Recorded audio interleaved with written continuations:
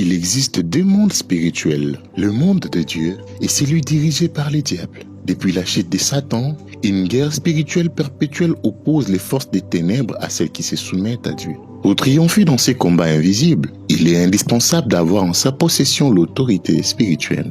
Cette autorité ne se résume pas à une simple confession de foi, elle représente aussi une position spirituelle et un niveau d'élévation qui découle à la fois de notre alliance avec Dieu et de notre maturité spirituelle. Dans ces contextes, nous vous présentons plusieurs réalités spirituelles à travers des témoignages illustrant la manifestation de l'autorité spirituelle comme remède face à l'adversité.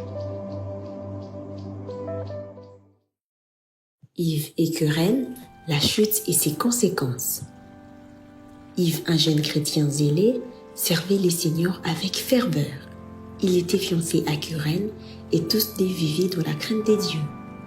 Mais Querelle, éprouvé dans sa chair, n'arriva plus à tenir dans l'abstinence, insistant pour avoir des rapports intimes avec Yves. Ce dernier céda à la tentation. Après leur chute, Yves se retrouva prisonnier d'une spirale d'impudicité et de masturbation. N'arrivant plus à se relever spirituellement, il prit la décision douloureuse de rompre avec Querelle. Cette dernière blessée ne comprit pas ses choix. La famille Mwamba, une maison visitée par le ténèbre, composée du père Florent, de la mère Raïssa et de leur fille unique Vanessa. Ils vivaient dans l'amour et l'harmonie. Soudainement, Vanessa commença à faire face à des phénomènes spirituels perturbants qui l'empêchaient de dormir.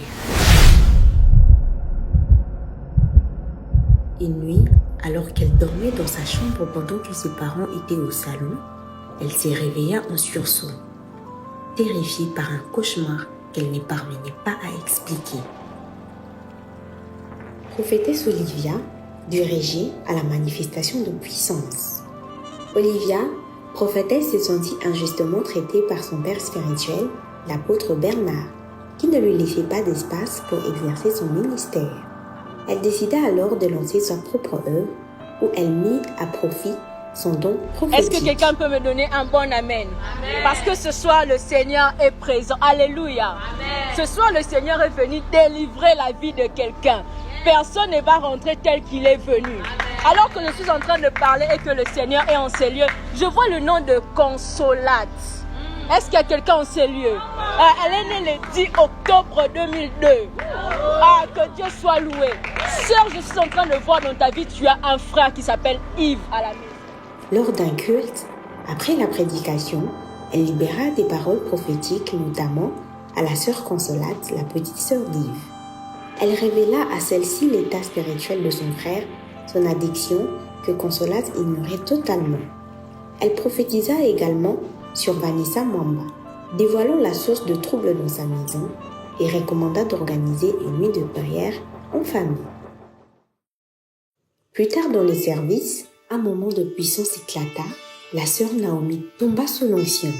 Conduite à la permanence, deux intercesseurs, les frères Hardy et la sœur Ruth, tentèrent sans succès de la délivrer. Je te chasse au nom de Jésus. Je te chasse au nom de Jésus. La Bible dit, vous chasserez le démon. Je te chasse au nom de Jésus. Libère ce corps. Libère ce corps. Libère ce corps. C'est alors qu'intervint prophétesse Olivia. Elle s'adressa avec autorité aux esprits liés à l'oncle de Naomi, lequel déclarait qu'elle lui appartenait selon la coutume.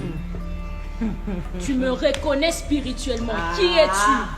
Maintenant, je ne sais pas quelle origine tu es. Tu sors.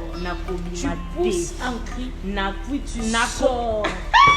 Tu pousses un cri dans 3 secondes. 1, 2, 3. Tu sors. Tu sors.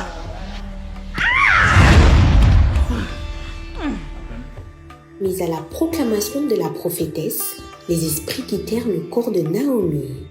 Impressionnés par sa facilité à chasser les démons, Hardy et Ruth lui demandèrent comment elle faisait.